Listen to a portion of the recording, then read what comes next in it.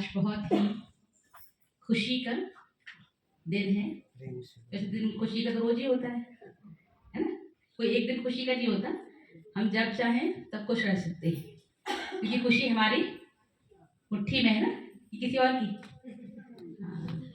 भगवान कहते हैं कि अपनी खुशी का रिमोट जो है ना अपने हाथ में रखना चाहिए, किसी को नहीं देना चाहिए। ऐसा नहीं, किसी रिमोट होता ना कि कोई भी चैनल लगा लिया, देख लिया, तो ऐसे कई लोग अपना रिमोट दूसरों को दे देते हैं। वो जैसा बोलते हैं वैसे हमारा सीन, हमारा चेहरा वैसा होता जाता है। उन्होंने कुछ बोल दिया तो हमारा चेहरा डाउन हो गया है, दुखी वाला हो गया, और अच्छी बात सुना दी तो खुश हो गए। ऐसा नहीं, कोई कुछ भी बोले लेकिन हमारी स्थिति खुशनुमा होनी चाहिए। मंदिर में हम जाते हैं तो क्या देखते हैं, वहाँ मूर्ति के सामने कोई अच्छी बात भी बोलता है, कोई खराब बात भी बोलता है, भगवान को कुछ सुनाता भी है, चार बातें सुनना पड़ता है भगवान को, तो सब कुछ सुनना पड़ता है ना भगवान को है। किसी की कोई परिस्थिति है, कुछ बातें हैं, किसी का काम नहीं बन रहा तो भगवान को सुनाता है, लेकिन चेहरे में कुछ फर्क दिखता है। अब आप कहोगे वो तो पत्थर की मूर्ति इसलिए नहीं होता है, नहीं, भावना का तो है ना। तो चेहरा एक रस दिखाया हुआ, अभी कई हमारे संस्कार हैं, जैसा आप चाहें वैसे अपने आप को बना सकते हैं। तो आज बहुत ही सुंदर एक विषय पर कि श्रेष्ठ संस्कार का आधार नारी और विशेष हल्दी कुमकुम का ये कार्यक्रम आज रखा गया है आप सब श्रेष्ठ शिव शक्ति माताओं के लिए। तो अपने लिए पहले जोरदार ताली बजाइए। आप सबका बहुत बहुत स्वागत है, अभिनंदन है। हमारे बीच में आज के गेस्ट, मैं उनको मंच पर आमंत्रित करना चाहूंगी। अरविंदो मेडिकल कॉलेज से हमारे बीच में डॉक्टर सयाजी कुलकर्णी बहन, जोरदार ताली बजा करके आपका स्वागत करेंगे।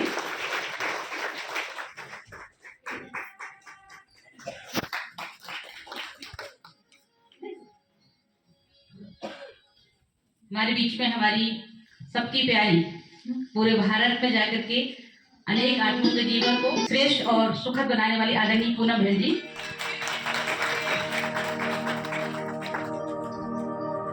हमारी आदरणीय वीका बहन जी जो महिला प्रभाग की जनरल कोऑर्डिनेटर हैं,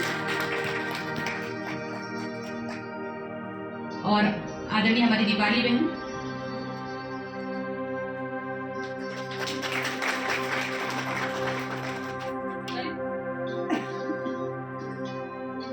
और अभी हमारे बीच में हमारी कमिश्नर बहन पहुंचने वाली हैं, और हमारी आदरणीय रेवती बहन जी।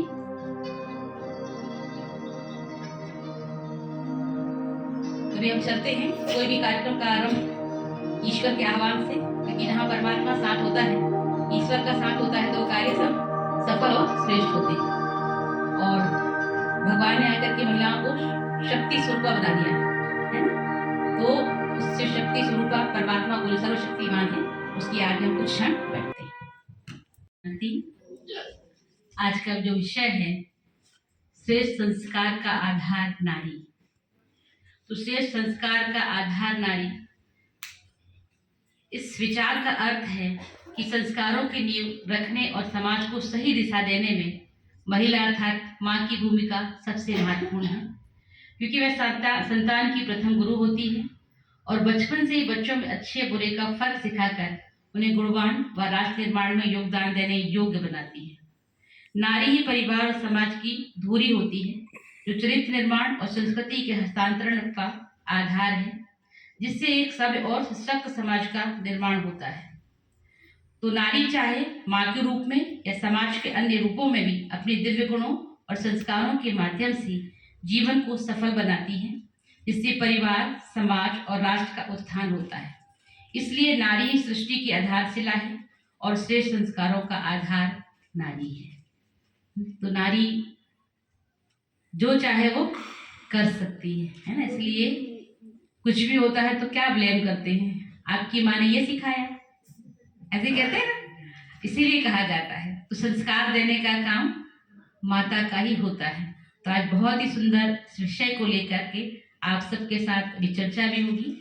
तो हमारे बीच में हमारी आदरणीय पूनम बहन जी, जो बचपन से ईश्वरी ज्ञान में है और अपनी लौकिक पढ़ाई पूरी करके आपने अपने जीवन को इस ईश्वरी सेवा के अर्थ समर्पित किया।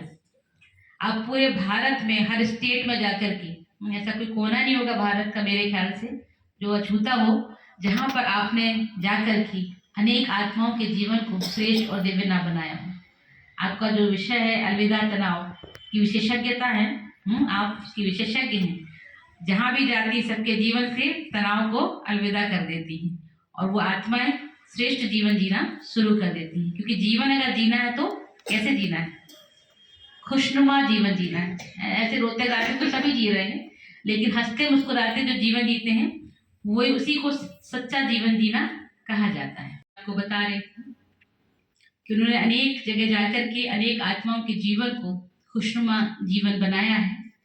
और आज विशेष हम सब के लिए जो विषय है कि श्रेष्ठ संस्कारों का आधार नारी, तो कैसे संस्कार हमको अपने बच्चों को देने चाहिए, क्योंकि जो हम करेंगे वो हमारे बच्चे भी क्या करते, फॉलो करते हैं। इसलिए हमको क्या करना है क्या नहीं करना है वो हमारी आदरणीय पूनम बहन जी हम सबको इस विषय को पूरा हम सबके सामने उसका पूरा रखेंगी कि क्या हम करें क्या ना करें, कैसे संस्कार हमको अपने बच्चों के अंदर डालने हैं और स्वयं के अंदर भी संस्कार कैसे हमको बनाने हैं। आदरणीय पूनम बहन जी। ओम शांति। आप सभी जिस स्थान पर पधारे हैं उसका नाम है ब्रह्मा कुमारी ईश्वरीय विश्वविद्यालय। तो विश्वविद्यालय यूनिवर्सिटी माना कोई ना कोई चीज की ट्रेनिंग, शिक्षा, एजुकेशन यहाँ दी जाती होगी, तभी तो ये नाम है विश्वविद्यालय। तो कौन सी चीज की ट्रेनिंग दी जाती है यहाँ? हमारे अंदर के श्रेष्ठ संस्कारों का निर्माण करने की ट्रेनिंग। यहाँ का ऑब्जेक्टिव या एक नारा है, संस्कार परिवर्तन से संसार परिवर्तन। जैसा आप देखो घर में मानो 10 लोग हैं, जैसे 10 के संस्कार होंगे घर में वैसे ही घर का संसार होगा। अगर 10 के 10 ऐसे होंगे जिसका मूड ऑफ करने का नेचर है, छोटी छोटी बात को पहाड़ बनाने की आदत है, तो उस घर का वातावरण कैसा होगा? भारी, टेंशन वाला। तो जैसा मेरा संस्कार वैसा हमारा संसार। तो ब्रह्मा कुमारी में जो टीचिंग दी जाती है, संस्कार से संसार। तो अभी जो संसार हम देख रहे हैं, एक ऑब्जेक्ट है सुखमय, शांतिमय, प्रेममय संसार की स्थापना करना, गोल्डन वर्ल्ड, जिसका हम गायन क्या गाते हैं? डाल डाल पर सोने की चिड़िया, ऐसा भारत देश था मेरा। माना ऐसा समय इस सृष्टि पर था, स्वर्णिम काल, और उसी काल को वापस स्थापन करना ये ब्रह्मा कुमारी का टीचिंग का ऑब्जेक्ट है। तो उसी काल को लाना माना वैसे संस्कार हमें अपने अंदर यहाँ भरने होंगे, क्योंकि संस्कार से संसार। तो यहाँ जो रोज आते हैं उन्हें टीचिंग, एजुकेशन दी जाती है। कैसे संस्कार बनाना? खुशी के, शांति के, प्रेम, आनंद।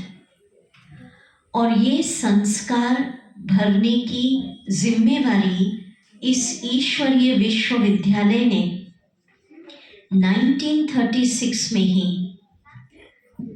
निराकार शिव बाबा ने मातृ शक्ति के सिर पर रखी कि पूरी दुनिया को मातृ शक्ति में ये विशेषता देखी परमात्मा ने कि मातृ शक्ति ही समाज के अंदर श्रेष्ठ संस्कारों का निर्माण कर सकती है। तो आज ये बताते हुए हर्ष हो रहा है कि पूरे वर्ल्ड के अंदर ये लार्जेस्ट ऑर्गेनाइजेशन है जिसका संचालन मातृशक्ति फीमेल बहनों के द्वारा होता है। अराउंड 50,000 बहनें हमारी जैसी यहाँ डेडिकेटेड हैं और वो किस चीज़ की ट्रेनिंग दे रहे हैं? संस्कार बनाने की। जो रोज़ हमारे आते हैं उनसे पूछा जाता है आप विश्वविद्यालय क्यों जाते हो, तो भले बुजुर्ग माता भी होगी वो कहेगी मनुष्य से देवता बनने की पढ़ाई पढ़ने जा रही हो। लोग आश्चर्य खाते हैं कि आज के समय में पहले मनुष्य तो बना दो। तो ये कौन सा या एजुकेशन है, क्या संस्कार? अब आप बताइए प्रैक्टिकल टिप्स। जैसे हमारी आशा बहन जी ने कहा कुछ भी गड़बड़ होती है सबसे पहला ब्लेम किसके ऊपर जाता है? माँ के ऊपर। तो कौन सा परमात्मा ने आपको हथियार दिया है? एक हथियार है आपके पास जो पूरी फैमिली के संस्कार आप बना सकती है जैसी चाहो, चाहे वो हस्बैंड है, चाहे बच्चे हैं, चाहे सास है, कोई भी XYZ। कौन सा टूल, एक हथियार आपके पास है बताइए, जिस आप बोल के नहीं बना सकते हो। कहते कहते तो बोलते जीवन बीत गया, ये सुधर ही नहीं रहा है, तो वो तो खत्म हो गया है ना। क्या टूल है जिससे आप अपनी फैमिली मेंबर का संस्कार बना सकते हैं बताइए। सिर्फ ऐसे सुनना नहीं कि ओम शांति भवन में आए, दीदियों ने सुनाया, अच्छा सुनाया, कुछ प्रेरणा लाइफ के लिए लेके जाना है। तो कितना अच्छा बताया भोजन और पानी, जिसका भारत में गायन है जैसा खाए अन्न वैसा रहे मन, और जैसा पिए पानी वैसी रही वाणी। पर आजकल क्यों संस्कार बिगड़ रहे? भोजन का कल्चर क्या था? तीनों टाइम नाश्ता, भोजन, जो भी लंच, ब्रेकफास्ट, सब चीज़ कौन बनाता था पहले? माँ या फीमेल जो भी घर में रहती, बहन जो भी होता। अभी क्या हो गया? परिवर्तन। लाइफ इतनी फास्ट हो गई, फास्ट नहीं भी तो लेजीनेस आ गया। अब कहाँ से आता है भोजन? कहाँ से आता है? 3 मिनट डिलीवरी, है ना? तो अब आप देख लो। तो आज आप ये आध्यात्मिक वातावरण में बैठिए तो एक संकल्प करिए, अगर आपकी लाइफ फास्ट भी है, वर्किंग भी है आप, अगर नहीं है वर्किंग तब तो हमें ही बनाना है तीनों टाइम। वर्किंग है तो भी मिनिमम एक टाइम का भोजन, चाहे लंच या डिनर, किसको बनाना है? मुझे बनाना है। और इसीलिए आप देखिए एक सिंपल भोजन होता है और प्रसाद, खाना वही है, क्या अंतर है? उसको भोजन का और उसको क्या कह दिया? प्रसाद। उसको पानी कह दिया और उसको अमृत कह दिया। क्या डिफरेंस हुआ? वाइब्रेशन। प्रसाद बना, उसके अन्न के अंदर हम क्या भर रहे हैं? वाइब्रेशन। तो रोज मुझे अपने घर का भोजन नहीं, क्या बनाना है? प्रसाद। तो उसके अंदर एक संकल्प करिए। अगर आप कॉपी पेन लाएं तो नोट करिए, नहीं तो आप भूल जाएंगे क्या बताया दीदी ने। एक संकल्प करना है कि परमात्मा शिव बाबा की ज्योति स्वरूप की शक्तियों की किरणें उस भोजन में जा रही है। बनाते समय पूरे समय मंत्र आप देखिए, कई कई मंदिरों में पूरा मौन में भोजन बनता है, एक पट्टी लगा लेते मुंह पे, बोलते नहीं है। तो कोशिश करिए पूरा ये मंत्र आपका उस समय होता रहे। थोड़ा प्रैक्टिस लगेगा पर प्रैक्टिस के बाद इजी हो जाएगा। सोचिए आप जिस किचन में आप हैं और भोजन बना रहे, निरंतर ईश्वर की शक्तियों की किरणें भोजन में भर रही है। अब जो आशीर्वाद आप अपने परिवार को देना चाहते हैं वो उस भोजन में भरिए, मुंह से बोल के नहीं। सोचिए इस भोजन को खाने से पूरे परिवार का चित्त शांत हो जाए, तो इससे क्या होगा? किसी के अंदर गुस्से का संस्कार होगा। आप नहीं बदल पा रहे बोल के, पर रोज सोचोगे ईश्वर की शक्तियों के वाइब्रेशन इसमें जा रहे हैं और सबका चित्त क्या हो गया, शांत। आप देखना भोजन का असर 21 दिन के अंदर। 5 संकल्प बता रही हूं मैं, क्योंकि ज्यादा नहीं याद रहेंगे। दूसरा, इस भोजन को जो भी ग्रहण करे वो बुद्धिवान हो, तो उनकी बुद्धि के ब्लॉकेज क्या हो जाएंगे। तो घर में ये नहीं कहना पड़ेगा बच्चे को कि तू बुद्धू है पढ़ ले। बुद्धू है कह के क्या बैठ गया, मैं तो बुद्धू ही हूँ। माँ कह रही है बुद्धू है। अगर बुद्धू है भी तो सोचो इस भोजन को खाने से बच्चे क्या बन जाए, बुद्धिवान। बुद्धि का विकास हो जाएगा। दिल से करना, दिमाग से नहीं कि डाल तो रही हूँ बुद्धू खाने पर जन्म से ही बुद्धू है, ऐसा मत सोचना। अंदर का आशीर्वाद दीजिएगा और चमत्कारिक परिवर्तन देखिएगा। तीसरा संकल्प, अगर आपके परिवार में कोई बिजनेस कर रहे हो, बहुत सारी ऊपर नीचे बातें होती हैं, संकल्प भरिए ईश्वर की शक्तियों की किरणें इस भोजन में पड़ रही है और वो सबका जीवन समस्या स्वरूप नहीं, प्रॉब्लम फ्री हो, टेंशन फ्री हो। जो भी वे अच्छे काम कर रहे हैं उनको अपने मार्ग में, अपनी फील्ड में सफलता मिले। तो खाने वालों के अंदर 3 संकल्प याद रहेंगे। 21 दिन में आप अन्न का प्रभाव देखिएगा। भीष्म, जिसका गायन है ना शास्त्रों में, भीष्म पितामह सब कुछ समझते हुए क्या बोला, किसका अन्न खाया, दुर्योधन। तो क्या संकल्प भरेगी मातृशक्ति, बताइए संस्कार बनाने के लिए क्या भरोगे, शिव बाबा या ईश्वर या परमात्मा की, बोलो मेरे साथ, शक्तियां भोजन पर पड़ रही। और फिर उसके बाद जो इस भोजन को खाए सबका चित्त शांत। फिर दूसरा, जो इस भोजन को खाए वो क्या हो जाए, बुद्धिमान। तीसरा सोचो, जो इस भोजन को खाए वो अपनी फील्ड में क्या हो जाए, सक्सेस, सफल। चौथा, इस भोजन को खाने वाले चरित्रवान रहे, तो बच्चे आपके कैसे निकलेंगे, चरित्रवान, कभी भी गलत मार्ग पे नहीं जाएंगे। तो सब, और आप अच्छा, ये तो थोड़ा बता रही हूँ, जो अच्छा आप बोलना चाहते हैं वो किसमें भर दो। तो वो भोजन नहीं बना रहे हो आप, क्या बना रहे हो, प्रसाद। माना किसकी शक्तियां भर रहे हैं, परमात्मा, शिव बाबा, ईश्वर की। जो अच्छा करना चाहे करेंगे। क्या विचार है कि ऑनलाइन मंगाएंगे, हाँ करेंगे ना, हाँ तो बोलिए। दूसरा संस्कार जो हमें आज यहाँ संकल्प करना है, कई लोग कहते हैं इसके लिए मातृशक्ति फेमस होती है कि टाइम मिला और हम क्या करते हैं, 10 लोग बैठ जाएंगे और एक दूसरे की पर निंदा, पर चिंतन। कई तो कहते जब तक पर निंदा पर चिंतन नहीं कर ले 10-20 का, खाना ही डाइजेस्ट नहीं हो रहा है।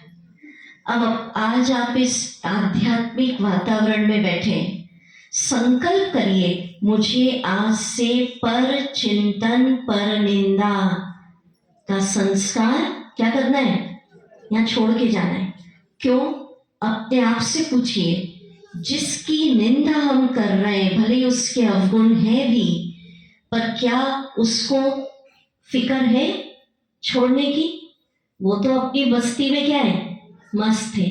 अवगुण उसके, बुराई उसकी और अशांत हाँ। दूसरा प्रश्न पूछिए, क्या हमारी निंदा करने से उस व्यक्ति में परिवर्तन आ जाएगा, आएगा नहीं। तो मुझे क्या करना, पर चिंतन नहीं, पर निंदा नहीं, उसकी जगह कौन सा संस्कार बनाए आज हम। इसका अपोजिट क्या होता है, पर चिंतन का अपोजिट स्वचिंतन। यही ब्रह्मा कुमारीज में सिखाते हैं। फर्स्ट स्टेप ये स्वयं का चिंतन। अब लोग पूछते स्वचिंतन क्या, जो नए उनको बता रही हूँ, जो रोज आते हैं उनको तो पता है। स्वचिंतन ब्रह्मा कुमारीज कहती है, भले आप बहुत बिजी है, मंच पे बहुत अच्छे हमारे गेस्ट बैठे, बिजी लाइफस्टाइल है, भले ही बिजी है, जरूरी नहीं है कि आपको मेडिटेशन के लिए ½ आवर मिले। 10 मिनट्स मिले, नहीं, ब्रह्मा कुमारी इसका मैसेज है हर घंटे में just a minute for the self. कितना निकाल ले? 1 मिनट। वो तो कर सकते हैं या नहीं? और एक आदत डालनी है, लंबा लंबा जरूरत नहीं है, और 1 मिनट में ही आप चिंतन करिए। क्या स्वचिंतन? फर्स्ट लेसन है यहाँ का कि मैं ये शरीर नहीं हूँ, एक एनर्जी हूँ, एक आत्मा हूँ, एक पावर हूँ जो इस शरीर को चला रही हूँ। मैं इसलिए बता रही हूँ कि स्वचिंतन कैसे शुरू करना। और फिर हर चीज का मूल स्वभाव होता है, तो आत्मा के गुणों का चिंतन करना है। हम लोग क्या करते हैं, बैठते हैं तो अपनी बुराइयों का चिंतन करते हैं। मैं तो ऐसी हूँ, क्यों डिप्रेशन आता है, मैं तो कोई काम की नहीं हूँ, कहाँ से आ गई धरती पर। तो ये क्या हो रहा है? स्वयं का, गुणों का नहीं, किसका चिंतन हो रहा है? कमियों का। मेडिटेशन माना खुद के अंदर जो क्वालिटीज छुपी है उसका क्या करना है? चिंतन। आप कहेंगे मुझे तो कुछ नहीं दिखता मेरे अंदर, पर 7 गुण सब आत्मा के अंदर है, वो चिंतन करिए, मेरे साथ करिए कि मैं कैसी आत्मा हूँ? शांत हूँ। जैसे आप ये सोचेंगे, आपसे ऑटोमेटिक शांति की प्रकंपन, वो किरणें, वो वाइब्रेशन आपके घर में या आप कहीं वर्क कर रही है वहां पर फैल जाएंगे। और मैं तो गुस्से वाली हूँ, गुस्सा तो मेरा नेचर है, गुस्से के बिना काम ही नहीं चलता है, तो कैसी एनर्जी फैलेगी? क्रोध। तो पहला चिंतन, मैं शांत स्वरूप आत्मा हूँ, अभी करिए मेरे साथ। दूसरा, मैं शक्ति स्वरूप हूँ। कैसी आत्मा हूँ? कमजोर नहीं हूँ। नहीं तो बहनें मोस्टली क्या सोचती है, मैं तो कमजोर हूँ, मेरे अंदर तो ताकत ही नहीं है। नहीं, मैं कौन सी आत्मा हूँ? शक्ति स्वरूप। 7 गुणों का चिंतन करना। मैं पवित्र आत्मा हूँ। जैसी सोचा पवित्र आत्मा हूँ, कैसी रेस फैलेगी आपसे? पवित्रता। कुछ नहीं समझ में आता, शुरू में फास्ट सोच लो, मैं शांत स्वरूप हूँ, मंत्र की तरह सोच लो, मैं शक्ति स्वरूप हूँ, मैं प्रेम स्वरूप हूँ। धीरे धीरे सोचते सोचते वो आपका क्या बन जाएगा? स्वरूप बन जाएगा। फिर सोचोगे मैं शांत हूँ, तो वो आपका स्वरूप बनेगा। तो स्वचिंतन, आत्मा के 7 गुणों का चिंतन। तो क्या संकल्प लिया? दूसरा, हमें आज से अपना जीवन पर चिंतन में वेस्ट नहीं करना। उसकी जगह लंबा लंबा नहीं, हर घंटे 1 मिनट बैठ के क्या करना? स्वचिंतन। बोलो क्या करना? स्वचिंतन। और स्वचिंतन माना आत्मा के 7 गुणों का चिंतन। तो जैसा चिंतन होगा वैसी तरंगे आपके घर में, आपके ऑफिस, जहां भी आप वर्किंग अगर है तो वहां भी फैलती है। तीसरी में इंपॉर्टेंट बात बताने जा रही हूँ, संस्कारों की। आज से हमें संस्कार बनाना है देने का। प्रॉब्लम्स का हो रही है, हर व्यक्ति क्या चाह रहा है? मुझे मिले, आप रिस्पेक्ट दीजिए। पहले हम क्या डिमांड कर रहे हैं? आप सम्मान दो, आप प्यार दो, आप खुशी दो। यहाँ प्रॉब्लम हो रही है। आपको एक छोटी सी महात्मा बुद्ध की स्टोरी सुना देती हूँ। बताते वो भिक्षा के लिए गए, तो एक छोटा बच्चा था, तो उसने कहा महात्मा जी मेरे पास कुछ नहीं है देने को। तो महात्मा जी ने बोला ये धूल पड़ी, इसको ही मेरे कमंडल में डाल दे। उसने धूल डाल दी। तो उनके शिष्य ने पूछा ये धूल डलवा दी? तो बोले देने का संस्कार डाला है, आज धूल दिए, कल फल फूल आएंगे तो फल फूल देगा। तो ब्रह्मा कुमारीज में देने का संस्कार डाला जाता है, हमें देना है। हम बहनों को भी यही सिखाया जाता है कि जो यहाँ आ रहे हैं आप निस्वार्थ भाव से क्या करो, देना ही लेना हो जाता है। ठीक है, संसार का बेस्ट अकाउंटिंग सिस्टम है, जितना अधिक आप देंगे उतना अधिक आपको मिलेगा। तो आज से मात्र शक्ति में लास्ट बात कहने जा रही हूँ, आप अपने घर की शक्ति स्तंभ बन जाइए। क्या बन जाइए? अगर आपके परिवार में मानो 5 लोग बीमार है, तो माँ क्या सोचेगी? क्या सोचती कि मैं भी बीमार पड़ जाऊं? नहीं, वो सोचती मैं इन सबको क्या कर दूं? ठीक कर दूं। किसी को जूस पिला दूं, किसी को चाय पिला दूं, किसी को भोजन दे दूं, किसी को विटामिन। वो थोड़ी सोचेगी सब बीमार है मैं भी सो जाऊं। नहीं, तो फिजिकली नहीं, स्पिरिचुअली आज सब क्या है? बीमार हैं, कोई तनाव में, कोई गुस्से में घर में, कोई डिप्रेशन में, तो मुझे इतना अपने को शक्तिशाली बनाना है, स्पिरिचुअली एम्पावर बनाना है कि मैं सबको क्या कर सकूं, दे सकूं। तो मुझे अब डिमांड नहीं करनी है कि आप दीजिए प्यार, आप दीजिए सम्मान, मुझे क्या करना है, बोलो ऐसे हाथ करो, बोलो मुझे देना है, बोलो क्या देना है, आप बोलो शांति, और क्या देना है, खुशी, और क्या, प्यार। जो आप चाहते हैं ना वही देना। आप स्टेज पे अगर रेड बॉल फेंकेंगे तो वापस कौन सी आएगी, तो जो आप चाहते हैं वही देना। अगर तनाव चाहते हो तो तनाव दे देना, जो आप देंगे वो मल्टीप्लाई होके आपके पास आएगा। तो अब बोलो अब क्या देना है, बोलिए खुशी, बोलो शांति, प्रेम, सहयोग, सम्मान देना है। पहले कौन, मैं, ठीक है, दूसरा नहीं, तो देने के संस्कार। तो ऐसी तो बहुत बातें, पर अभी ये सब वक्ताएं हमारे साथ हैं, तो आज आपको यही 3 बातें पक्की कराई कि सबसे पहला रिपीट करें, भोजन में क्या को क्या बना देंगे, प्रसाद। दूसरा, पर चिंतन नहीं, क्या करेंगे, स्वचिंतन। और फिर डिमांडिंग नहीं, क्या करना है, मुझे देना, पक्का। ओम शांति। बहुत बहुत धन्यवाद हमारी आदरणीय पूनम बहन जी का। बहुत अच्छे आपको छोटे छोटे आपको टिप्स बताए कि कैसे हम क्या क्या करना है और कैसे अपने बच्चों के अंदर अच्छे संस्कार होंगे, और जो चाहिए वो ही देना है। अगर अच्छा चाहिए तो अच्छा ही देना पड़ेगा ना। हम सोचे कि हम कुछ उस बच्चों पे गुस्सा करें और बच्चे हमको प्यार करें, तो ऐसा नहीं होगा। आजकल छोटे छोटे बच्चों को भी बहुत सम्मान चाहिए होता है। अगर आप सम्मान से प्यार से बोलेंगे तो वो जवाब भी बहुत प्यार से देंगे। अगर आपने रूडली बोल दिया, ऐसे अपशब्द बोले, तो बच्चे भी फिर वैसे ही जवाब देते हैं। तो जो हम करेंगे वही हमारे पास लौट करके आता है। एक बहुत अच्छी बात जो हमारे आदरणीय विवेकानंद जी थे, उन्होंने बहुत पहले कही थी, स्त्रियों के प्रति उनका कितना सम्मान था।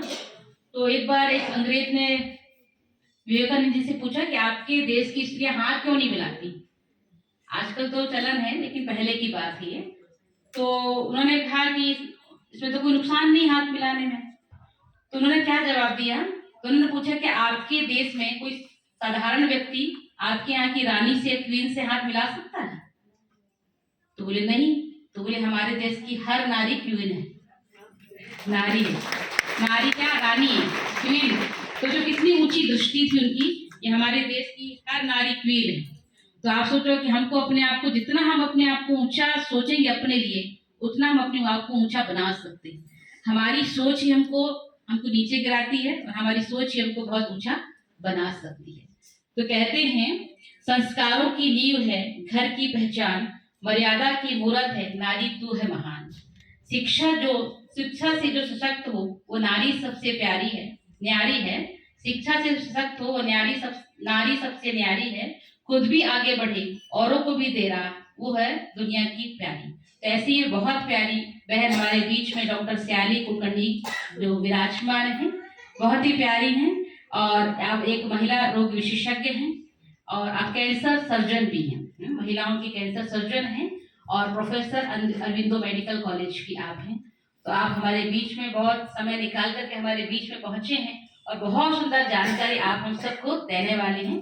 इस विषय पर तो आप जाएंगे ही जाएंगे, लेकिन आपका जो विशेष प्रोफेशन है, जिस चीज के आप स्पेशलिस्ट हैं, उस पर आप बात करेंगे। क्योंकि आप हम सब महिलाएं यहाँ बैठे हैं, तो बहुत सारी प्रॉब्लम, आज कैंसर एक जनरल बीमारी हो गई मेरे ख्याल से, हर दूसरे व्यक्ति को कैंसर हो रहा है और महिलाओं को विशेष बहुत सारी ऐसी जगह है जो जिसपे कैंसर की तकलीफें आ रही है। उसका क्या कारण है वो हमारे सामने आप रखेंगे और उसके क्या उपाय, कैसे हम अपने आप को ठीक रखें, स्वस्थ रखें। तो जैसा जैसा आपको आपका अभिनंदन है। आप हम सबसे अपने विचार व्यक्त करेंगे और हम सबको अच्छे अच्छे गाइडेंस देंगे हमारी कुलकर्णी बहन। धन्यवाद बहन जी। पहले तो धन्यवाद मुझे यहाँ पे आमंत्रित करने के लिए। और मुझे सच में बहुत खुशी है आपका, पूनम बहन जी, आपका सुनकर। मैं सोच रही थी कि मैं ये सब कुछ करती हूँ तो सच में मैं सुबह उठ के खाना पका के ही घर से निकलती हूँ, टिफ़िन बाकायदा पैक करती हूँ हस्बैंड के लिए, बच्चों को खिला के फिर निकलती हूँ। तो थोड़ा काम तो मैं कर रही हूँ इसमें से। और 3 मिनट डिलीवरी ज़्यादा नहीं आती है घर में। सो आप सबको मेरा नमस्कार। मेरा नाम डॉक्टर साइली कुलकर्णी है। जैसे बहन ने मेरा परिचय दे ही दिया है आपको। पहले ही मैं बता दूँ, मुझे माफ़ कीजिए, मुझे इतनी साफ हिंदी नहीं आती है, तो मैं मिक्स भाषा में ही बात करूँगी। कोशिश करूँगी पूरी। तो दूसरी चीज़ कि आप लोगों से बात करने के लिए मुझे यहाँ आमंत्रित किया है, बट मुझे कुछ अलग मत समझिए। मैं आप ही के जैसी एक हूँ, है ना? मेरे भी उतने ही अंग हैं जितने आपके हैं, अंदर से भी बाहर से भी, तो हम सब एक हैं, है ना? तो मुझे आपकी सखी ही समझ लीजिए। ये पहले कह रही हूँ क्योंकि कोई भी मुझे हिचक नहीं चाहिए कुछ भी उठ के आपको मुझे पूछने के लिए। कुछ भी हो, छोटी से छोटी चीज़ क्यों ना हो, है ना? तो आप मुझे बेझिझक पूछ सकती हैं। शुरुआत से जैसे इन्होंने बोला कि हम एक शक्ति है, हर महिला एक शक्ति है, क्या आप मानते हो? हाँ। है ना? हाँ। क्या एक महिला के अलावा कोई प्रजनन कर सकता है, कोई पैदा करता है बच्चा? नहीं, है ना? तो सिर्फ वो किसकी क्वालिटी है? एक महिला की क्वालिटी। ये शक्ति सिर्फ एक महिला के पास है। अगर हम यही मान के चले, हम खुद को उठाएं जैसे इन्होंने बोला है, हम जैसे एक क्वीन है मान के चले, तो हम अपने आप को ही आदर भाव से देखेंगे। जब हम खुश रहेंगे अंदर से, तभी हम परिवार को खुश रख पाएंगे। क्या आप मानते हैं, मतलब आप तो मानते ही होंगे, कि आप मुझे बताओ कि आप नहीं रहोगे घर पे तो क्या घर चलेगा? खाना बनेगा? नहीं। संस्कार होंगे? नहीं। तो आप मानते हो कि आप एक घर का इम्पोर्टेंट स्तंभ हो, है ना? शक्ति स्तंभ। आप एक दिव्य शक्ति है, मान लिया, है ना? तो क्या ये शक्ति को बरकरार रहने के लिए अपनी सेहत का ख्याल रखना ज़रूरी है? तो आप मुझे हाथ ऊपर करके बताइए कि कौन सच में हॉस्पिटल जाके खुद का चेकअप करवाता है?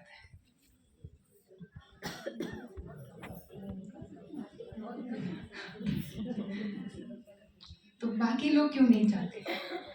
क्या वो आप खुद को शक्ति नहीं समझते हो? क्या आप खुद को एक आधार स्तंभ नहीं मानते हो, घर का इम्पोर्टेंट सदस्य नहीं मानते हो? आपको जब पता है कि आपके बिना घर नहीं चलेगा, तो आप खुद का ख्याल क्यों नहीं रखते? है ना?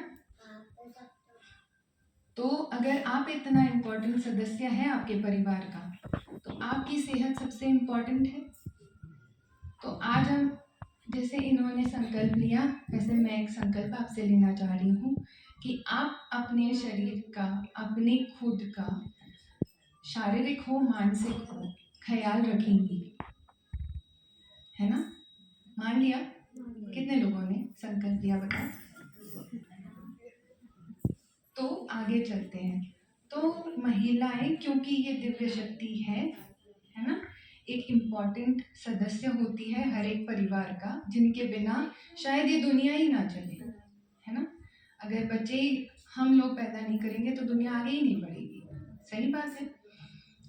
तो अगर ये दिव्य शक्ति है, तो इनकी प्रॉब्लम्स भी थोड़ी अड़चन वाली होती है, मान लिया ना? तो हम ये अड़चन वाली प्रॉब्लम को छुपा देते हैं, या खुद को हम बोलते हैं हाँ ठीक है कर लेंगे, पहले इसकी तबीयत देख लें, कभी उसका काम देख लें, कभी पहले खाना बना लें, कभी बच्चों की पढ़ाई देख लें, फिर मैं चली जाऊंगी, एग्जाम्स हो जाए फिर हम चले जाएंगे। ऐसे करते करते हम कितनी बार खुद को अनदेखा करते हैं, मानते हैं आप? बट कौन इम्पोर्टेंट है घर में? अगर आप खुद का ख्याल नहीं रखोगी तो खाना नहीं बनेगा, बच्चों की पढ़ाई नहीं होगी, बच्चों के संस्कार नहीं होंगे, बाकी लोग खाना नहीं खाएंगे, है ना? तो फिर क्यों हम अपने आप को अनदेखा करते हैं? सही है। तो हम ये संकल्प लेंगे कि हम अपनी तबीयत का ख्याल रखेंगे। कितने लोगों को आप में से मैं रोज देखती हूँ कि पता नहीं होता है कि हमको शुगर है, हमको बीपी हो रहा है ना? आम तौर पे जो महिलाओं को तकलीफ होती है, सफ़ेद पानी की है, माहवारी ऊपर नीचे होती है, कभी ज़्यादा, कभी नहीं आती है, कभी बंद हो जाती है ना। प्रेगनेंसी है, प्रेगनेंसी को दिखाने नहीं जाते हैं अस्पताल में, एक सोनोग्राफी नहीं हो पाती है जब तक कॉम्प्लिकेशंस ना आ जाए। तो ये क्यों होता है? और मैं घर के बड़ों को भी ये पूछूंगी कि जो घर के छोटे हैं, जिनको ज़रूरत है, उनको हम टाइम से नहीं ले जा पाते हैं क्यों, है ना। तो ये सारी चीज़ें एक दिव्य शक्ति से अपेक्षित नहीं है ना। तो आज हम अगर रानी हैं, हम क्वीन हैं, हम एक इतने इम्पोर्टेंट सदस्य हैं, तो हम सब एक दूसरे से ये प्रॉमिस करते हैं कि हम अपना ख्याल खुद रखेंगे, है ना। स्वचिंतन का एक पार्ट ये भी है कि हम खुद को स्वस्थ रखेंगे, ठीक है। तो अब मुझे जैसे बताया गया है कि हम महिलाओं से रिलेटेड जो दिक्कतें होती है उसके बारे में बात करें। सबसे आम तौर पे जो समस्या महिलाएं ये फेस करती हैं, वो है सफ़ेद पानी है। किसको किसको सवाल है बताइए, उठाएगा, मुझे पता है सबको होता है, बट मैं क्यों उठाऊं? लोग क्या सोचेंगे, क्या बोलेंगे, है ना। सबसे बड़ी प्रॉब्लम है लोग क्या बोलेंगे, है ना। सफ़ेद पानी हो रहा है, लोग क्या बोलेंगे, बीपी शुगर हो गया, लोग क्या बोलेंगे, मैं तो बताऊंगी ही नहीं। ऐसे करते करते कब वो बीमारी कैंसर का रूप ले ले, अपने को नहीं समझ में आता है। कितने लोग जानते हैं कि सफ़ेद पानी एक लक्षण होता है कैंसर का, या माहवारी की ऊंच? जी बहुत अच्छा। कितने लोग ये जानते हैं कि माहवारी की जो समस्याएं होती है, अतिस्राव, रक्तस्राव होना, वो भी एक लक्षण है ना। या वो एक लक्षण है मामूली सी गिठान होने के कारण एक महिला से ब्लीड करती रहती है, उसको इतना महीने के दौरान खून जाता है कि वो अनदेखा कर देती है जब तक 4-5 ग्राम खून गिर ना जाए, है ना। तो ये लक्षण को हम अनदेखा क्यों करते हैं? ये गलत है, राइट। तो एक सफ़ेद पानी जब एक समस्या है, वो हम आम तौर पे मानते हैं, वो मैं मानती हूँ, हर महीने में हर महिला को सफ़ेद पानी जाता है, बट वो नॉर्मल है कि एबनॉर्मल कौन समझाएगा? वो सही है कि बीमारी वाला है, ये कौन देखेगा? एक डॉक्टर। तो आप स्वचिंतन का एक भाग समझ के एक डॉक्टर को ज़रूर एक बार दिखा दीजिए, है ना। एक जांच होती है पैप स्मीयर नाम की, आप में से कितने लोगों को पता है? नहीं पता। इनके लिए तालियां बजाइए।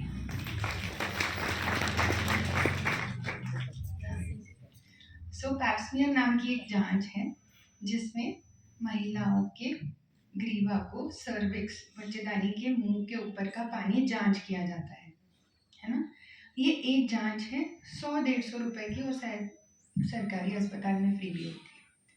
लेकिन वो एक जांच एक जिंदगी और एक परिवार पूरा बचा सकती है ना। वो जांच में ये पता चलता है कि ग्रीवा में, बच्चेदानी के मुंह में कैंसर के बदलाव शुरू हुए हैं या नहीं शुरू हुए, है ना। अगर नॉर्मल है तो 3 साल तक कुछ नहीं है, अच्छी बात है, फिर 3 साल बाद मिलना है डॉक्टर से। क्या हम करते हैं? कितने लोगों ने किया है बताइए?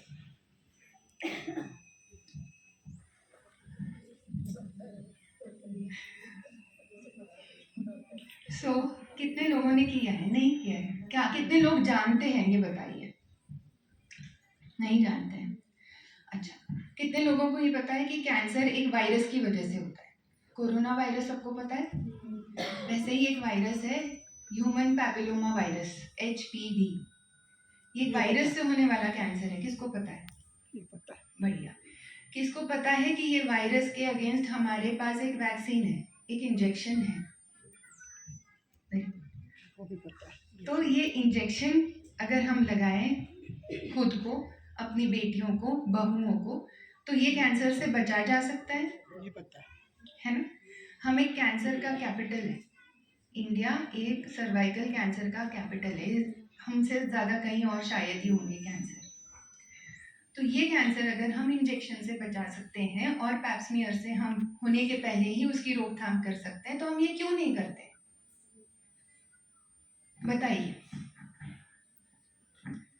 टाइम नहीं मिलता, बच्चों की पढ़ाई, खुद के ऊपर खर्चा कैसे करें? बट मुझे बताइए, अगर वही महिला नहीं रहेगी तो परिवार कैसे चलेगा? खाना कैसे बनेगा? पढ़ाई कैसे चलेगी? संस्कार कैसे होंगे? शादियां कैसे होगी बच्चों की? है ना? तो क्या आप मुझसे प्रॉमिस करेंगे कि आप जाके पैप्समियर करोगे? जहाँ कहीं आपके डॉक्टर के पास क्यों नहीं? हाँ भी नहीं आ रहा है। कितने लोग करेंगे बताओ? अभी भी इनके हाथ ऊपर नहीं है, मोनोपॉज के बाद भी या कर मैं सकते समझा नहीं पा रही हूँ। नहीं, मोनोपॉज के बाद भी कर सकते। करना चाहिए। ये एक वायरस है जो संक्रमण उसका होता है, वो बहुत साइलेंटली काम करता है, कुछ नहीं करता। सफेद पानी आमतौर पे सबको होता है, यही लक्षण उसका है। अंडर किस एज के अंदर? हाँ, अंडर किस एज के अंदर ये करना चाहिए? 18 से 65 साल तक सबको करना है ना? तो वो बदलाव धीरे धीरे धीरे धीरे धीरे धीरे 10 साल, 20 साल, 30 साल में आता है ना? ये फैलता कैसा है? सेक्सुअली ट्रांसमिटेड डिजीज है ना, यौन संबंध रखने से। तो हम कौन कौन एक्सपोज हो गए? सब। 70% लोगों को ये नहीं होता है। ये अपनी जो इम्यूनिटी होती है ना, रोग प्रतिकारक शक्ति, 70% महिलाओं में हम उसको निकाल देते हैं। बट जो 30% महिलाएं हैं उनको हम पहचान नहीं सकते, है ना? उनमें ये बदलाव शुरू हो जाते हैं। होता तो इन्फेक्शन 25-30 साल में है, बट उसका कैंसर बनने को 50-60 साल पहुंच जाते हैं हम लोग उम्र, है ना? तो अधिकतर महिलाएं, दुख की बात यह है, मैं रोज की अपनी ओपीडी में पेशेंट्स की बायोप्सी लेती हूँ, 40 से 60 वर्ष की उम्र में या 70 वर्ष की उम्र में भी आती है और तीसरी स्टेज में लेके जाती है। जो कैंसर मैं रोक सकती हूँ होने के पहले, उसका मैं निदान करती हूँ तीसरी स्टेज में। 4 स्टेज होती है ना? तो वैसे ही कैंसर होने के पहले भी 3 स्टेज होती है। तो वो 3 स्टेज में हम पकड़ लेना तो ये रुक के खत्म हो जाए। बट हम कब पकड़ते हैं? आखिरी से 1 स्टेज पहले, है ना? किसकी गलती है? भगवान की तो बिल्कुल नहीं। हमारे पास वैक्सीन है, डॉक्टर्स है, टेस्ट है, बस उठ के जाना है। महिला को जाती है क्या? बताओ, क्यों नहीं जाती? है ना? क्या ये सवाल सही है? खुद को पूछा आपने? तो क्या जवाब आया, प्लीज आप बताएंगे? है ना? मैं चाहती हूँ कि आप सब थोड़ा सा डरे। मैं डराने नहीं आई हूँ, मैं बिल्कुल डराने नहीं आई हूँ, मैं जागृत करने आई हूँ। मुझे पता है, मुझे देख के लोगों को डर ही लग रहा होगा, है ना? तो ये नहीं करेंगे। हम सबसे पहले जाके डॉक्टर को क्या कहेंगे? हम डॉक्टर को बोल के पास जाके क्या बोलेंगे? हमको क्या करना है? पैप स्मीयर टेस्ट, ठीक है? और फिर हो सके तो मुझे फोटो भेज दीजिएगा, मैं खुश हो जाऊंगी कि मैंने कोई तो किसी को तो प्रवृत्त किया है ये करने के लिए, है ना? दूसरा, माहवारी के लक्षण। तो सफेद पानी, माहवारी के बीच में खून जाना या संबंध के बाद में खून जाना, ये एक वार्निंग साइन कही जाती है ना? तो महीने में खून ज़्यादा जाना, महीने के बीच में खून जाना, ये आमतौर पे हार्मोनल इम्बैलेंस कह के होता है। छोटी उम्र में बच्चियों को होता है, बीच में उम्र में भी होता है, कभी वजन बढ़ने की वजह से होता है ना? बट इसको हम कैसे समझेंगे कि ये बीमारी नहीं है? अनदेखा कर देंगे? नहीं।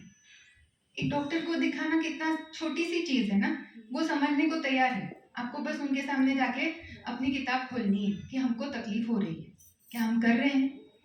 कितने लोगों को माहवारी की शिकायत है? ठीक है, तो आप जरूर दिखाइएगा। आप दिखाए हो? क्यों नहीं दिखाया?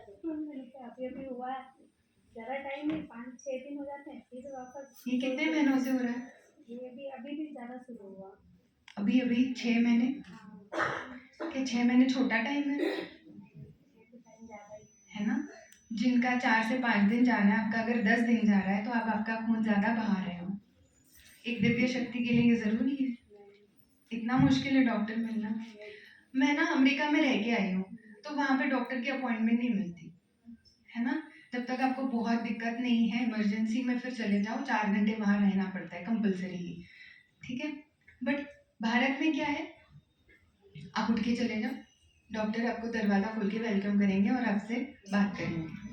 ये भारत की विशिष्टता है ना। तो इतना मुश्किल तो है ही नहीं भारत में डॉक्टर के पास जाना, फिर भी हम नहीं जा रहे 6 महीने से। अब ये तुरंत से कल अपॉइंटमेंट बुक कीजिएगा, ठीक है। तो कुछ कुछ संकेत हमको देता है हमारा शरीर, है ना, वो हम पकड़ नहीं पाते क्योंकि हमारी शक्तियाँ फैली हुई है बच्चों को बड़ा करने में, घर को संभालने में, घर को ठीक रखने में, है ना। तो ये तो गलत है, सही है ना। कितने बार तो बाथरूम की शिकायतें होती है ना, बाथरूम छूट जाती है या जाने जाने तक के लीक हो जाता है। बहुत लोगों को ये होगी क्योंकि हम दिव्य शक्ति, हम बच्चे पैदा करते हैं, हमारी डिलीवरी होती है, तब हम जोर नीचे लगाते हैं तो नीचे का पर्दा जो है वो लूज हो जाता है और वही पर्दे के ऊपर अपनी बाथरूम की थैली बैठी होती है, वो भी नीचे आ जाती है, तो उसकी दिक्कतें शुरू हो जाती है। आती है कि नहीं आती है? मैं हाथ ऊपर नहीं करवाऊंगी, मुझे पता है बहुत लोगों को हो रही है। तो मैम वन क्वेश्चन, अगर ये प्रॉब्लम हो तो इसका सॉल्यूशन क्या है? आपने टेस्ट करवाई, उसके कारण इन्फेक्शन से लेके आगे तक अपनी जैसे मैंने बोला मसल्स की कमजोरी भी है। अब हर एक पेशेंट अलग होता है, उसकी दिक्कतें अलग होती है। इवन मोस्टली खांसते और छींकते समय ये प्रॉब्लम होती है। उसको स्ट्रेस इनकॉन्टिनेंस कहते हैं। कोई भी स्ट्रेस पे, मतलब खांसना भी एक स्ट्रेस बन जाता है अपनी बाथरूम की थैली के लिए, है ना। उसका इलाज है, आप प्लीज डॉक्टर को दिखा दीजिए, है ना। तो कितनी कॉमन है देखो ये चीज। ये जो यहाँ पे जो महिलाएं हैं ना, इनके में सबसे ज्यादा होगी, बट बोलेंगी नहीं, होती रहती है उम्र के हिसाब से, है ना। ऐसे ही बोलते हैं लोग मुझे, इसमें क्या देखना होता है, उम्र के हिसाब से बाल बच्चे वाले लोगों को तो ऐसी दिक्कतें होती हैं, नहीं होती। बट वो क्यों सहनी है आपने, ये सवाल किया, क्यों सहन करना जरूरी है। कोई लेके नहीं जाएगा आपको, जाएगा। आप बोलो, आप बोलते नहीं है। घर में मुझे कोई परेशानी है, ये मुंह से निकलता ही नहीं है ना। स्वचिंतन इसलिए जरूरी है, ठीक है। मेरा मेरी बेटी है 45 साल की, तो उसको अब मतलब ऐसा होने लगे ब्लड नहीं जाता जाने, तो क्या करवाना? उसने डॉक्टर से राय लेनी चाहिए, परामर्श करना चाहिए, क्योंकि मैंने जैसे कहा कि कारण एक मामूली सा कारण हो सकता है कि इस उम्र में जब महीना जाने वाला होता है, जैसे एक छोटी बच्ची को महीना शुरू होता है तब साइकिल ऐसी होती है, बार बार आती है, बहुत ज़्यादा जाता है, वैसे ही महीना खत्म होने के आसपास ओवरीज ऐसा बिहेव करती है, अंडाशय ऐसे ही बिहेव करते हैं। बट बीच का तो एक है ना जो बीमारी वाला हिस्सा है, वो हम अनदेखा कर रहे हैं। मैं आपको बोल दूं ऐसे होता है, 45 में तो कोई प्रॉब्लम नहीं है, ये मैं गलत होंगी। पेशेंट को देखना जरूरी है, एग्जामिन करना जरूरी है, उसकी जांचें होना जरूरी है ना। तो आप दिखा दीजिएगा, शायद कुछ ना हो, हार्मोनल बैलेंस ही हो, 80% में यही ये हो। आपने जो जांच का बोला वो करवानी चाहिए। हाँ, एक सोनोग्राफी, एक मैमोग्राफी और एक पैप स्मीयर अच्छा, तीनों का करवाना तो है, 40 के आगे, है ना। फिर बाथरूम, है ना। तो एक इन्फेक्शन भी हो सकता है जो बार बार हो रहा है क्योंकि हम ट्रीट नहीं कर रहे हैं, है ना। महिलाओं की बाथरूम की जगह छोटी होती है ना, पुरुषों से अलग होती है, तो हमें इन्फेक्शन जल्दी होता है। इसमें हमारी कमी नहीं है, हमको ऐसे ही बनाया है, बट हमारा खुद का ख्याल कौन रखेगा? हम खुद। हम रख रहे हैं? फिर वही सवाल, नहीं, है ना। फिर आगे है स्तन की गिठान, है ना। ये एक ऐसा है जिस पे बहुत ज़्यादा रिसर्च हुआ है, बहुत अच्छी ट्रीटमेंट आई है। स्टेज 4 कैंसर, स्तन का कैंसर की बात कर रही हूँ। इसमें महिलाएं काफ़ी साल जी लेती है, बट वो होने के पहले भी ही पकड़ में आ सकती है। क्या हम जांच कर रहे हैं? ठीक है, उसके लिए डॉक्टर के पास भी जाने की ज़रूरत नहीं है ना। हर महिला ने नहाते हुए खुद के स्तन को हाथ लगा के देखना है ना, कि उसमें कोई गिठान बन रही है कि नहीं। सही। अब हम जब रोज देखेंगे तब हमको छोटे छोटे बदलाव भी समझ में आएंगे, है ना। घर में बच्ची स्कूल से आती है, चेहरा उतरा हुआ है, समझ में आता है ना। क्यों आता है? वो सिर्फ एक माँ को आता है समझ में, बाकी किसी को समझ में नहीं आएगा। आज चल फिर नहीं रही है, नाच नहीं रही है, कुछ तो हुआ है स्कूल में, है ना।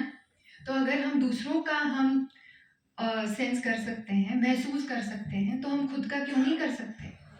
अपना ही अंग है ना। कितना इम्पोर्टेंट हिस्सा है बताइए। हमारे बच्चे वहीं से दूध पी के बड़े हुए हैं।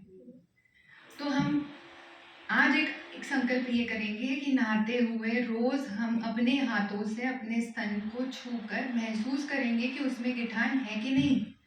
उसमें से दबा के देखेंगे, उसमें से पानी, खून या दूध आ तो नहीं रहा है। जो माँ बच्चे को दूध पिलाती है उसमें से आना स्वाभाविक है, बट उसके बाद में आना नॉर्मल नहीं कहा जाता है। क्या हम करते हैं? मैं जानती हूँ आपको इसकी जानकारी नहीं थी, इसीलिए दे रही हूँ। पूछूंगी नहीं क्यों नहीं। नहीं, वो एक है 56 पे आई थी लेडीज, तो वो उसको बताया था तो करते, है ना। कोई डॉक्टर आया था। हाँ, तब से आपने किया, वेरी गुड। तो ये रोज के प्रॉब्लम्स है जो हम फेस करते हैं। शुगर, कितने लोगों को शुगर है बताओ? तो कितने लोगों ने जांच की है, इसीलिए इनको पता है कि इनको शुगर है? जांच तो करवाइए। चलो बढ़िया है। हाँ, तो इसीलिए पता है आपको शुगर नहीं है। बाकियों ने क्या जांच करवाई है? करवाई, बढ़िया। तो आप जागृत हैं। हाँ।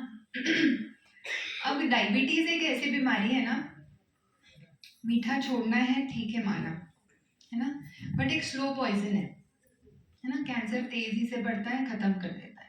डायबिटीज खत्म नहीं करता, छन्नी करता है। ठीक है, क्या करता है?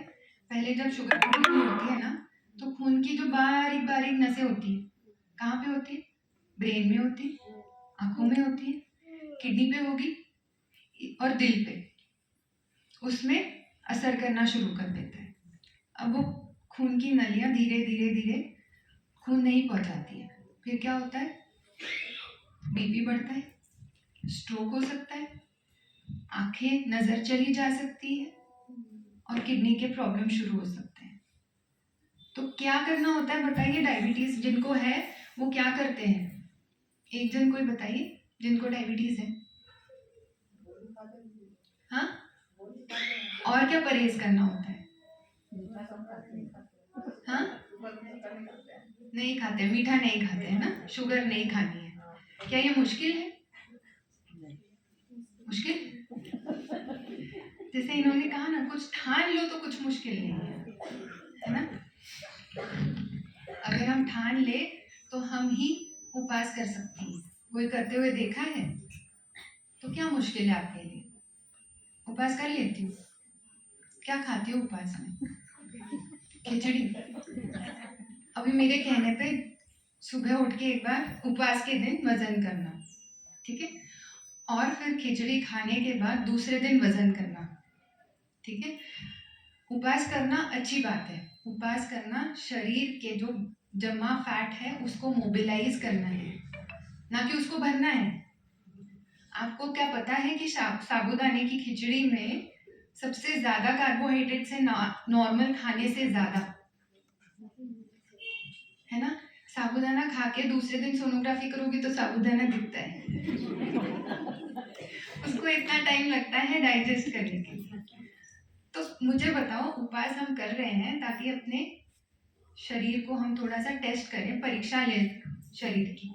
उस परीक्षा में हम क्या कर रहे हैं? शुगर के बराबर का साबूदाना खा रहे हैं, शायद शुगर से भी ज्यादा, है ना।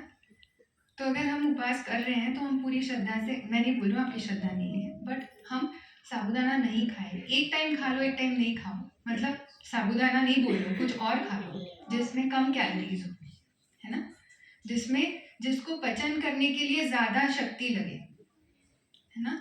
एक खाना होता है जैसे ग्लूकोज, है ना, ग्लूकोज खा लोगे शुगर तुरंत बढ़ती है ना।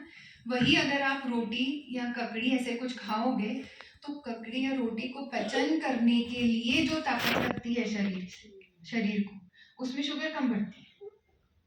तो ऐसे धान खाओ जिसमें अपनी शुगर ज़्यादा ना बढ़े, है ना।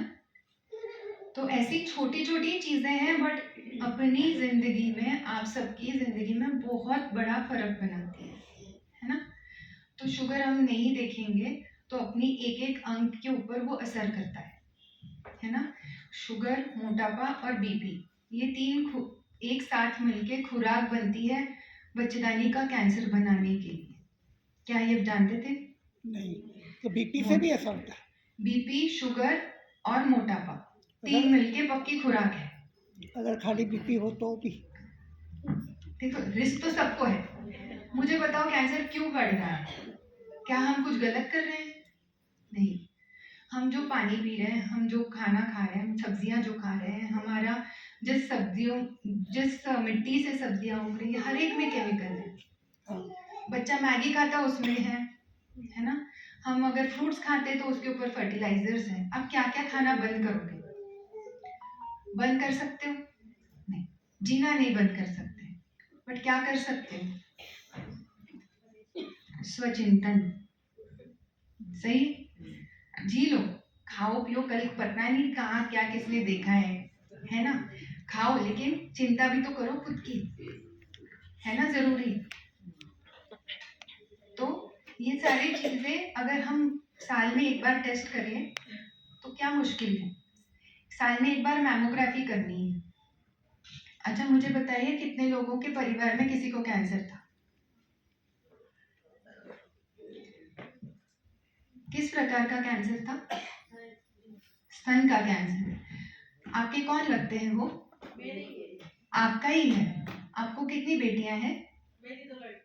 हाँ। क्या आपको पता है एक स्तन कैंसर पारिवारिक या आनुवंशिक होता है? आपके मासी बुआ किसी को था?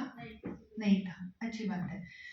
लेकिन क्या आप जानकारी रखते हो कि ये आपको क्यों, आप कैसे रोक सकते थे इसे? एक सोनोग्राफी और एक एक्सरे स्तन का साल में एक बार। छोटा था तभी समझ में आता। क्या आपको बाकी ट्रीटमेंट लगी है? बढ़िया। तो आपको ये सतर्क रहना है कि आपके बेटियों में ना हो, ठीक है। वैसे ही अगर अंडाशय का कैंसर है, पेट का कैंसर है, लिवर का कैंसर है ना, कुछ कैंसर्स ऐसे हैं जो परिवार में चलते हैं। जैसे भाभी को भी हो तो भी हो जाता है? भाभी आपके खून का हिस्सा नहीं है, उनका खून अलग है, आपका अलग है ना। वो अपनी है, अपना ही परिवार है, बट जो परिवार से आता है ना, वो सेम खून वाले होने चाहिए, है ना। तो अगर माँ को अंडाशय का कैंसर है, बच्चेदानी का कैंसर है, सर्वाइकल कैंसर उसमें नहीं आता है, वो वायरस की वजह से होता है ना। तो बच्चेदानी का कैंसर है, अंडाशय का कैंसर है या ब्रेस्ट का कैंसर है, तो अपने परिवार में सतर्क हो जाइए। जीना ना छोड़ना है, नहीं छोड़ना है, बस एक जांच करनी है ना। यहाँ से हम डर लेके नहीं जा रहे हैं, हम क्या समझ के जा रहे हैं कि क्या करना है रोकने के लिए। क्योंकि आप और मैं, हमारे पास ऐसी पावर नहीं है जो हम कैंसर को रोके, है ना। मेरी दादी को कैंसर था, मेरे दादाजी को पैंक्रियाज का कैंसर था, दोनों परिवार में चलते। तो मैंने क्या जीना छोड़ा है? नहीं।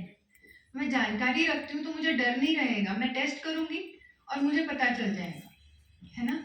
शरीर में होने वाले छोटे छोटे बदलाव को समझो। पेट का कैंसर, बार बार एसिडिटी होना, ये भी एक लक्षण होता है ना। एसिडिटी है, कभी कब्जियत ही हो रही है ना, कभी लूज मोशन ही हो रहा है। अब जिसको कब्जियत है उसको लूज मोशन हो रहा है, लूज मोशन होता है फिर कब्जियत हो जाती है। तो ये जो पैटर्न है, ये पैटर्न शरीर में समझिए कि ऐसे क्यों हो रहा है। ये कब समझेंगे बताओ? जब आप खुद के ऊपर ध्यान दोगे, है ना? क्या हमने ये सवाल उनको पूछा, मुझे एसिडिटी क्यों हुई? अरे कल बड़े खा लिए थे इसलिए हो रही होगी, कल पानी पूरी खा ली थी इसलिए हो रही होगी, बाहर का पानी पी लिया तो पेट खराब हो गया होगा, है ना? बट ये अगर बार बार हो रहा है तो आपके खाने की दिक्कत तो नहीं है वो, है ना? बस ऐसे छोटे छोटे लक्षण को अगर हम महसूस करें और हम उसके ऊपर विचार करें और वो विचार करने के लिए हम खुद के लिए टाइम निकालें, तो ये सब संभव है ना? आपको कोई और सवाल है पूछिए, बेझिझक पूछिए, कोई भी छोटा भी, आप लोगों को भी अगर चाहते हो तो, है ना? तो अपने भीतर एक शक्ति को पहचानिए कि आप ही हैं जो पूरे परिवार को संभाल सकती है, तो आपको खुद को स्वस्थ रखना बहुत जरूरी है। क्या ये आप लोग मान गए आज? और सब जाके टेस्ट करेंगे। इसका इंजेक्शन कौन सा है? तो कारण जो कैंसर सर्वाइकल कैंसर का है वो HPV वैक्सीन है ना? वो गार्डासिल या तो है, सरकारी अस्पताल में भी मिलता है, बाहर मार्केट में भी उपलब्ध है वो, है ना? 2000 रुपये का एक इंजेक्शन है। 9 से 14 के उम्र की लड़की और लड़कों को भी।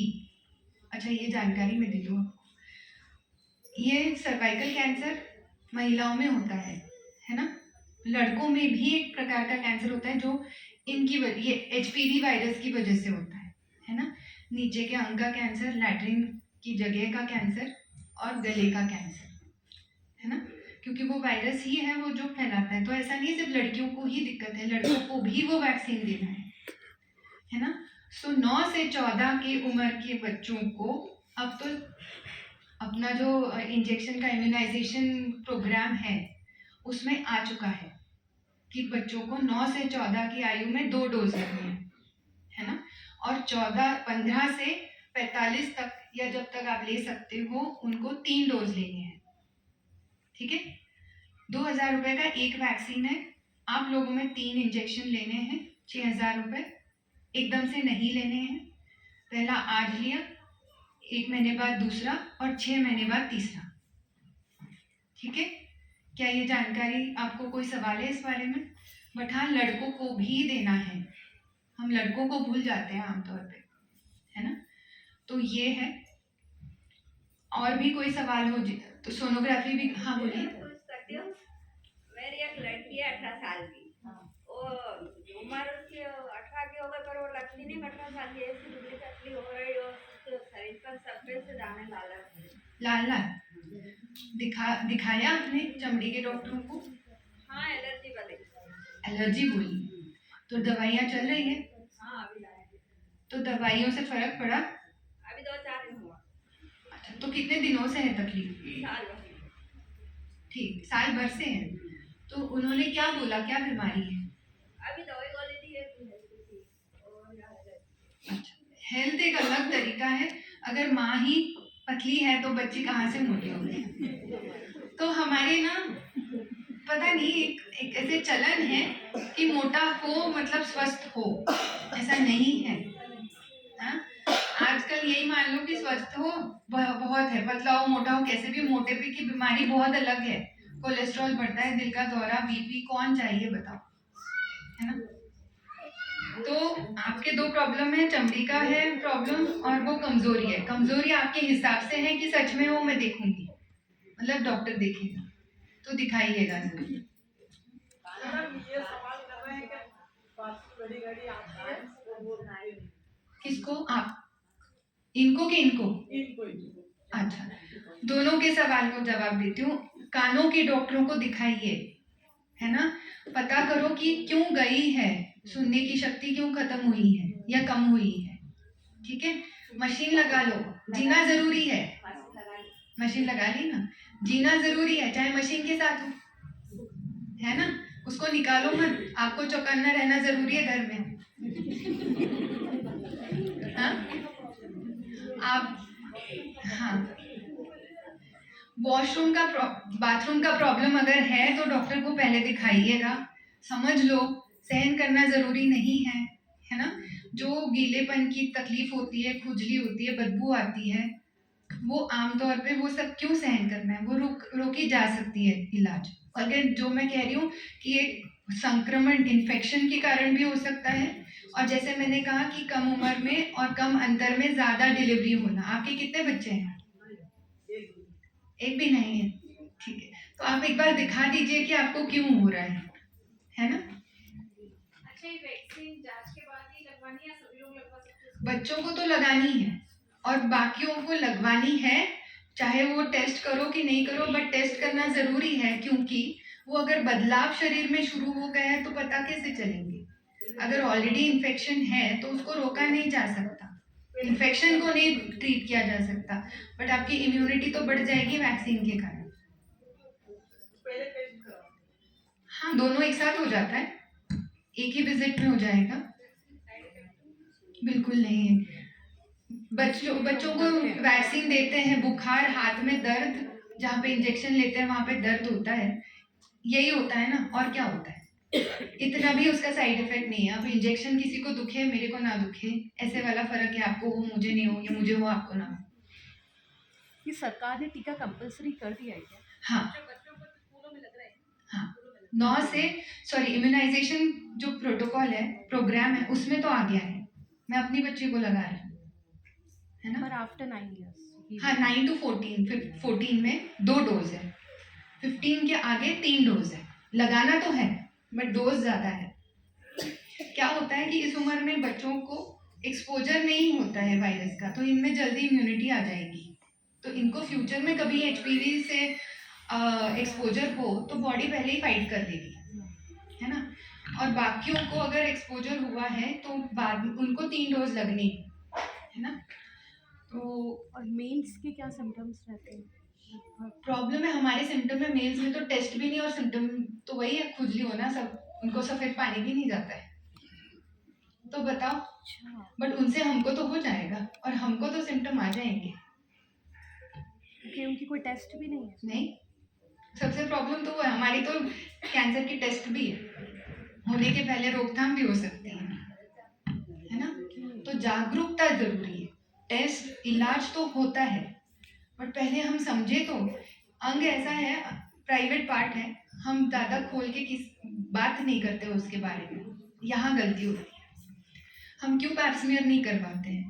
क्योंकि हॉस्पिटल में जाके कपड़े निकाल कर लेटना हमको सबसे बड़ा ऑब्स्टैकल लगता है, डर लगता है कि अरे क्या है ये करना है, शर्म आती है ना। बट वो शर्म अगर थोड़े टाइम के लिए भूल जाए और एक टेस्ट करवा ले तो अपनी ज़िंदगी बचेगी। डिलीवरी भी तो करते हैं। तो सीजर हो जाता है ना आजकल। ठीक है, और कोई सवाल है तो मैं बाद में भी आपके जवाब दूंगी। थैंक यू सो मच, मतलब बहुत अच्छी बात सभी मोबाइल नंबर नोट कर लीजिए, मैडम बता देती हैं, तो कभी आपको संपर्क करना तो बता दूं? नहीं, लेकिन नंबर कांटेक्ट 9158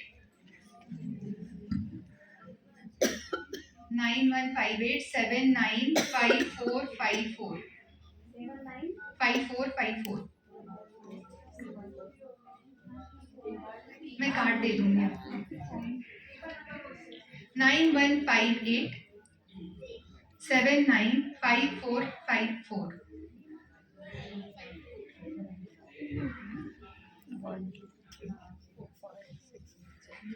आपके ये मैं कोई भी प्रकार की अगर मैं मदद कर पाऊँ तो मैं बहुत खुश मैम हूँ। एक बार फिर से फोन नंबर रिपीट करो। 9158 795454। मैं कार्ड दे दूंगी, कोई दिक्कत नहीं। डॉक्टर साइली कुलकर्णी। मेरा क्लिनिक महालक्ष्मी नगर में है, जो मेला मैदान है उस चौराहे पे ही मेरा क्लिनिक है। कभी भी आके आप बेझिझक आके मिल लीजिए, मुझे खुशी होगी।